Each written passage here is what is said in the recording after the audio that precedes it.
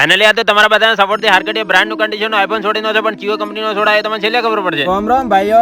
હારી વાત છે. તારીખ 17 એપ્રિલ 2026 ની કાલમુન હારકટ બે છોટું નું નગરપાલિકામાં જન્મ તારીખ નો દાખલો કાઢીને ઘર બાજુ થઈ જાય રવાના બાર પહોંચી જાય ધોજવાડા આવીને તો શૈલેષબેન દુકાને પહોંચી જાય કે દાઢી બાટી કરીને મસ્ત ટકાટક બાબલા જેવો થઈ જાવ તું, પણ હારકટીએ તો બાળા મફત ની એસી ની હવા ખાવા જાય છે. થોડી વાર દાઢી બાટી કરીને આજે બાપજી બેઠા મેં બાબા ટિલ્લુ દાઢી બાટી કરીને મસ્ત ટકાટક બાબલા જેવો થઈને મુન હારકટ ઘેર પહોંચી જાય. બીજા દાડે હવાના પરમાં રાવતે ભાઈ અમારા ગામમાં મીટિંગ ભરી હતી એટલે હું પહોંચી ગયો મફત નું સવાણું ખાવા. થોડી વાર મીટિંગ ચાલુ થઈ ગઈ, બાધા કેવો ને થોડી ભાષણ કરીને છે, પણ આ જો મુખી બાબત ચડી ઉભા છે.